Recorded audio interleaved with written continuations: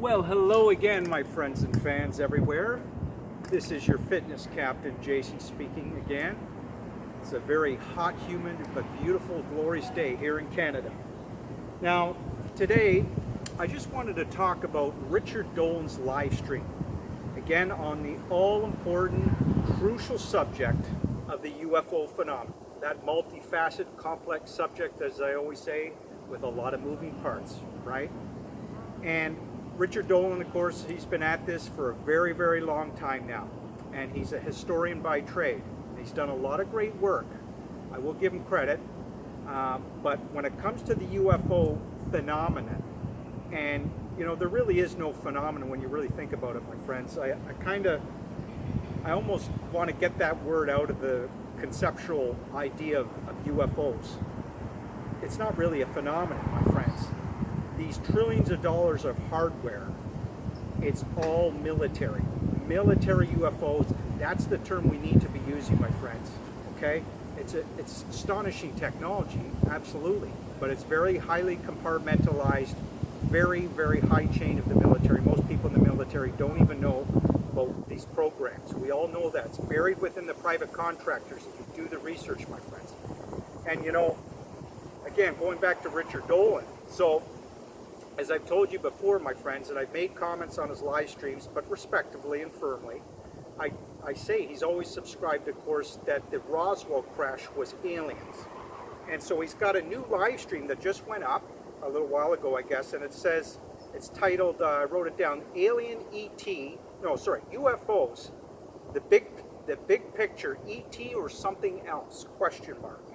So I found it very interesting. I was almost shocked at his title because, you know, I think Richard Dolan, respectfully, I do want to say, though, I think he has tippy-toed on this issue a lot, whether it be, you know, aliens or not aliens. Actually, he's always subscribed, what am I saying, that it's aliens.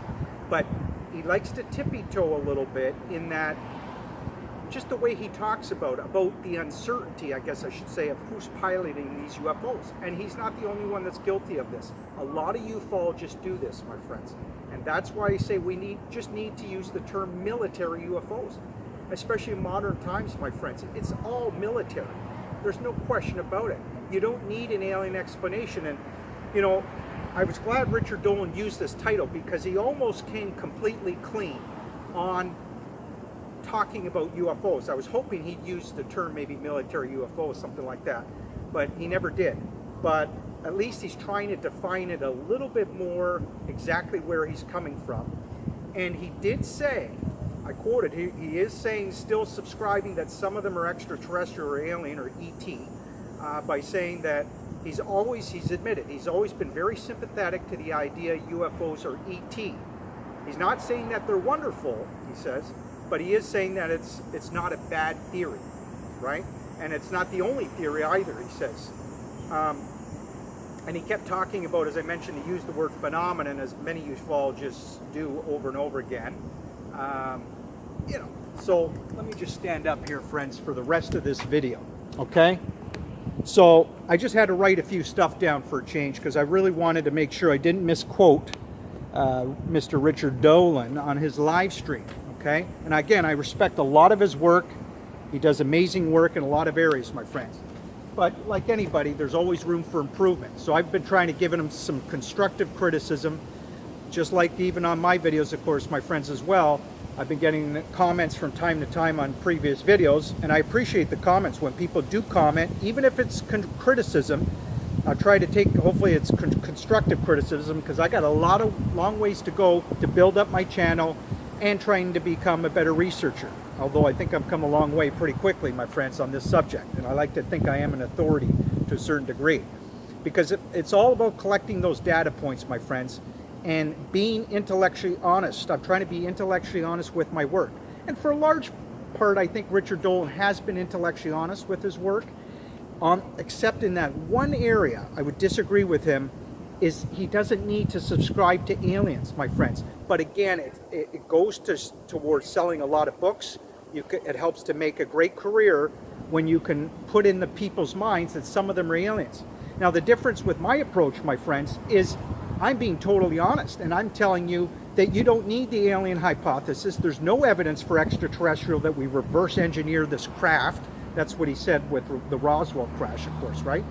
But you can still ignite people's intellectual curiosity when you know that we live in amazing times, my friends, a remarkable and privileged era, the most transformative time in reality, the biggest paradigm shift in thinking, my friends, where we're on the cusp of this generation or the next. But I think at this generation, and most cosmologist scientists will agree, it's either this generation or the next, of finally discovering, are we alone in this amazing universe or not, my friends? We will detect, I think, some extraterrestrial life, whether it be microbial or sentient beings, hopefully, like us. I mean, that's going to be a real challenge. I think that's a little bit of a stretch, especially in our galaxy, but you never know. The James Webb is going to go a long ways towards that, my friends, in finding out whether or not we're alone, right? The next generation telescope, I think it's being released in October, I'm pretty sure, of this year, my friends, so stick around, because it's going to be another game changer, taking over from the Hubble telescope, and it's going to give us a whole new understanding of cosmic time, piercing through those dust clouds. It's specialized to see in the deep infrared, my friends, right? That's the difference between the James Webb and the Hubble. But I won't go on about that. We'll talk more about that amazing telescope and other great telescopes, my friends, in the future. Just know that that's going to be another total game changer. And it's just, again, we live in amazing times, my friends. I always say, you know, I think the most crucial aspect of the human condition is exploration, of course, ultimately knowledge and discovery. And what really defines us as humans, my friends, is that ability to, again, to seek knowledge, to understand the world around us, right? To expand our minds to the endless possibilities, to have that open mind, to be able to have a renaissance of scientific ideas and exploration. And we're going through the most renaissance ideas of scientific exploration of all times, my friends. No question about it. I always say we live in the informative information superhighway, uninhibited and unedited, and an era of space travel and exploration. And that's why it's so great to be alive, my friends, truly. So back to Richard Dolan, my friends. I think it's so important, you know, in this live stream, Richard Dolan, my friends, another reason why he does not and should not, I believe, subscribe that we reverse engineered some alien craft, that some of these UFOs are alien extraterrestrial, because he was the one who coined the amazing cool phrase breakaway civilization, remember? And I've taken that sort of run with that word, that term, and run with it with my sort of my own definition, expanding on that, my friends, and Joseph P. Farrell has done the same. But giving credit to Richard Dolan that he invented that term. And he admits, he knows it's a group of humanity that's sort of broken off from our civilization, right? That has this amazing high pitch of, I describe, it's a revolutionary non-Plutonian physics, no question. It's anti-gravity, my friends, right? It's manipulating the gravitational fields and getting that energy from the zero-point energy. It involves electromagnetic propulsion as well, my friends. Again, manipulating those magnetic fields. That's why even the military, Billy Carson, who owns his own space company, my friends, he tells you they're even picking a certain time of the year when they go to Mars. Again, this is all covertly. They go to Mars because of those gravitational fields. It propels that spacecraft even that much faster. So again, my friends, it's just amazing physics. They're manipulating the electromagnetism and gravity. It's very complicated. It involves plasma as well. Amazing torsion physics, as I've discussed in my other videos, rotating this plasma approximately 40 to 60,000 revolutions per minute. Based on a very famous whistleblower, we know that part of the research on these topics, on this subject, on that particular, the 600-foot triangles, for example, my friends. He was getting people from the black world that worked on those projects coming to him with this information. And I would love to know in my lifetime, my friends, just how many revolutions per minute is it? Is it 40,000? Is it 60,000? But anyway, I may never get that exact answer. But I also want to challenge those elitists out there, the corporate elitists, the financial cabal, the deep state, the intel agencies, call them what you will, I always say, my friends, but I challenge them. Those that are in control of the UFO file, I want to know some of these answers before I'm done on this earth, I'll tell you that much, friends. Because again, this is the most important subject of our times, no question about it. This revolutionary non-Plutonian physics, the free energy, because that's what it is, my friends. It certainly doesn't rely on oil and gas. And that's all the more reasons why, my friends, we need the truth. We deserve the truth on this amazing free energy and other free energies as well, cold fusion. I mean, my friends, I've done videos on Ronald Richter in 1936.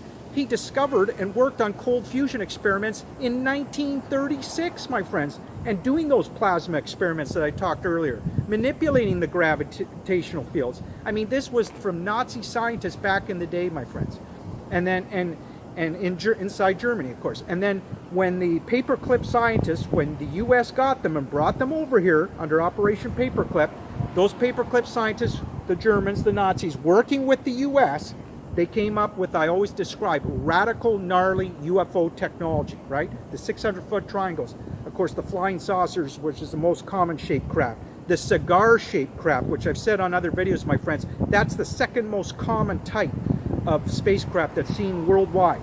And Billy Carson, I've said on other videos, my friends, and even on the live stream with the amazing Joe from the Carolinas, we did an awesome live stream fighting for the freedom, as I always say, of humanity. That's what I'm trying to do, my friends. And I think Joe's doing it in his own way as well, no question. And the great Joseph P. Farrell, that ferocious researcher, we're all trying to get, I think we're trying to get our power and sovereignty back. I certainly am trying for that, my friends. And that's what we need. That's why we need to use the right term, my friends, that it's military UFOs. And it's not extraterrestrial, it's not ET, okay? Because once we start to use that term military UFOs, my friends, once we realize where this started with the Nazi scientists discovering a primitive anti-gravity, for example, we start to get, that's the first step in really getting our power and sovereignty back to make that cultural shift, cultural drive eventually, and make a societal shift and get the anti-gravity. If we keep subscribing that it's all, you know, that some of them could be aliens or extraterrestrials. No, real thoughts. Excuse me, my friends. Just people going to the pool to enjoy the day. I don't even know if they realize that I'm doing a video. I love it.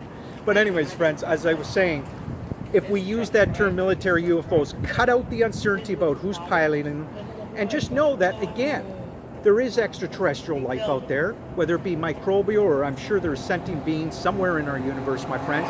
But there's no proof that they have come here and they're visiting us. And that we've certainly no proof either that we've reverse engineered spacecraft from another star system. Think about that, my friends. Common sense, come on. All these trillions of dollars that I've done videos on, my friends, and will continue to try to bring transparency to the black budget. This huge off-world breakaway civilizations, my friends, this off-balance sheet of trillions and trillions of dollars of the financial federal tax credit mechanism that's generating trillions of dollars, my friends. As I've said, that's just disappearing behind a one-way mirror, the theft of trillions and trillions of dollars, and the U.S. are not the only ones doing it. There's other countries as well, that the powerful countries, they all have, I'm sure, their own black budget. But the U.S. certainly is the head of the game, my friends, when it comes to the trillions of dollars of hardware that is zipping around our planet, which is, of course, very crucial to the manufacturing of our planet. And that's why, my friends, we need to realize it, be aware, know the truth. These trillions and trillions of dollars, my friends, it's all largely for covert production, for the space-based economy, for the UFOs, and also the underground bases. Speaking of UFOs and anti-gravity, my friends, excuse me, I just wanted to grab this book and show you. This is called The Secrets of Antigravity. Can you see the words, my friends? Yes. I bought this book a few months ago, and it is quite amazing. Now, and it talks about how there was a mega Manhattan project, which I knew already, but describing how a mega Manhattan project in America, especially when we brought the Nazi scientists over, in making the anti-gravity breakthroughs, and then it all went covert. And this is on publications and newspaper articles as well, my friends. The scientists were super excited. They knew they were about to make an anti-gravity breakthrough. It was in, I forget the news, there's all kinds of newspaper articles in about 1954, 1955, somewhere around there. So this book talks about the amazing research, like the likes of T. Townsend Brown, the famous scientists in America, my friends. It mentions Einstein briefly and other famous scientists, but the only thing I kind of disagree with this book, there was probably a little bit of censorship, as usual, because he never talked about hardly at all about really what those Nazi scientists were working on. He actually, this author, even though he did great work, he went so far as to say that he was surprised that the Nazis didn't, those Nazi scientists didn't work on electrogravitics in the book. And that's not true. There was a famous scientist that we actually brought over from Nazi Germany, the Americans did, to America, and he was working on electrogravitics. Of course the Nazi scientists were.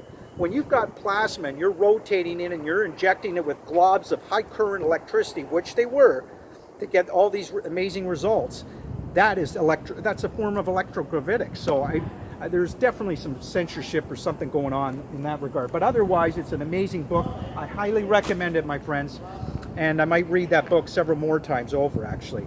I think the most important part of that book, my friends, it shows you, again, that mega Manhattan Project, the second time in modern history where you had a mega Manhattan Project where they're curating amazing technology, they're developing, testing it, and coming out with just amazing, revolutionary non-plutonium physics that, again, started with those Nazi scientists inside Germany, inside the SS, my friends. Very highly classified. And the UFO file, my friends, has always been classified more top secret than the atom bomb. And I've discussed on other videos, we'll do more on that amazing project called the Glock in German, which stands for the bell, right? And it was classified, again, more top secret than the atom bomb. We didn't get the documents till 1990. And my great buddy, Joe from the Carolinas, he bought the book by Igor Lakowski, I believe is his name. He was the first one to really dig deep and do a hardcore analysis and research on the Glock, the bell. This is all documented, my friends. And the only speculation we have that what we need about that project really is sort of it doesn't describe the configuration of those drums, the structure, I don't know how to say it, but anyway, you get my point, my friends. You got to do research on that because it's just amazing. And that was, again, a primitive anti-gravity. This bell was shaped like a bell. It levitated. It didn't fly like your UFO. It levitated. And they were injecting it with it was a serum 525, I believe, probably using mercury because mercury is very good working with plasma. And even ancient civilizations, my friends, the Vermana, right? They have a diagram of their spacecraft back in the day. It was plasma with a mercury vortex. They were describing in their, in their papers. It literally had a diagram of a UFO. Just amazing. So even the Nazi scientists may have used that as sort of a template for what they came up with. Hard to say, but or maybe it's just a coincidence. But certainly there was ancient technological civilizations in the past, my friends. Billy Carson goes in great detail on that, and the Anunnaki. Anyway, I could talk for hours on this subject, but I just wanted to touch base, first of all, on Richard Dolan's live stream, my friends. I'm keeping track of his live streams, going to try to be transparent with you guys, my friends, and friends and subscribers out there, and just let you know what was discussed, keeping Richard Dolan honest, right? And his lovely wife, too. She's helping him with the live streams and being a great moderator. Dolan definitely can use the help, as we all can when we start up a live stream, right? So I wish them nothing but success, my friends. But I hope one day maybe I can get a chance to talk to Richard one day, Mr. Dolan, that maybe you can start to use that term military UFOs, my friends. That's the right term, okay? Pretty much. And you can use other terms too, but I think the word that should be used the most is military, because it's all military, my friends.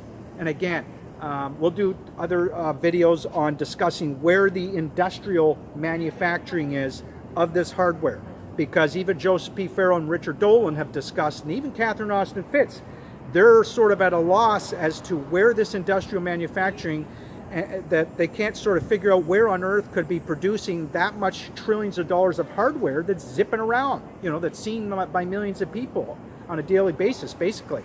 But I would argue, my friends, and Catherine kind of hinted at it, she knows the stories that the Nazis apparently went to the moon. Well, there's major covert production on the backside of the moon and Mars. No question about it, my friends. We'll get into it on more videos on that. I will show you videos. You could see it on YouTube channels. Domes, towers, satellite dishes. They're mining the moon for uranium-235, plutonium-237, helium-3. There's an abundance of titanium. I've said that before, my friends. So it's just amazing. And my point is on that, On the moon, my friends, there's probably, they're building, they've got industrial manufacturing, I'm sure, going on in terms of building spacecraft. Why not? Because there's definitely, there's definitely bases all over the moon. And again, mining the moon, you've got UFOs hovering and above the surface and seen in craters. I mean, this is all on YouTube channels, my friends. Things that aren't, these are not photoshopped either, okay? And we'll do videos on all the NASA cover-ups, my friends, and the fact that you almost on every live stream, on every live feed, pardon me, of NASA, and that you could see UFOs zipping around in space. It's remarkable. And even though NASA tries to cover it up, they can't cover up everything. Billy Carson tells you the same thing. So, and NASA's just a cover. I mean, they were, when NASA was created, right, it was created as part of the military defense establishment. Most people aren't aware of that. And so they're a cover for the NRO and the Air Force space programs. And the Air Force and the NRO is a cover for a more highly classified covert space program. And guess who that is, my friends? You got one other choice. You're right. It's the Navy. The Navy is largely spearheading now the UFO fleets, my friends, and has been for several decades. And you can see it on their badges, where it even says, what does it say? For the Space Command now, it says, Naval UFO, or Naval Space Command or something. Anyway, you've got thousands of witnesses, probably hundreds of thousands now worldwide, my friends, that see USOs coming out of the oceans, particularly in Puerto Rico, which is the second, if not the deepest part of the oceans, where probably the military have their submarines hidden in different ships. So you got USOs coming out of the oceans, tracked on radar, going to space. Am I excited about these topics? You better believe it, my friends. I love to talk passionately about these topics because I am passionate about it, my friends, and I'm trying to ignite your curiosity and passion in these subjects, as well as fitness, of course, too. Right? You better believe it. So live strong, my friends, and together again, if we get these truths out, and more of us talk about these subjects in an honest and provide that, inject that transparency together, my friends, we can make that cultural drive, I believe, in this lifetime and get the anti-gravity. Because I've always said, these military shadow groups, my friends, the breakaway civilizations, they're very nervous. First of all, they know more and more people, as I've said, are on to the trillions of dollars missing and the theft. And Catherine Austin Fitts, she is the #1 person, my friends, who's brought a lot of transparency to that. Joseph P. Farrell's trying to do his part as well. He's done a great job on the hidden bond market. That's all part of this massive hidden secret system of finance, my friends, and this gigantic slush fund, that being the black budget. The military always have their foot on the gas to get that money going from the slush fund, the black budget. And there's lots of great people in the military. I always want to qualify that, my friends. Also in the intel agencies, but there's a lot of insidious agendas as well. And there's a lot of control methods and invasive methods coming from, guess where? The orbital space platforms. Even Catherine touches on it. It's being used more and more to surveil and control the Earth. We got electronic harassment that I believe is being done by those satellite dishes, if you do the research, and from the orbital platforms. And that's why all the people in that room at the embassy in Cuba, for example, they were targeted and they got sick. This stuff, these directed sound wave technology goes right through the walls. Again, can be done from space and make you sick.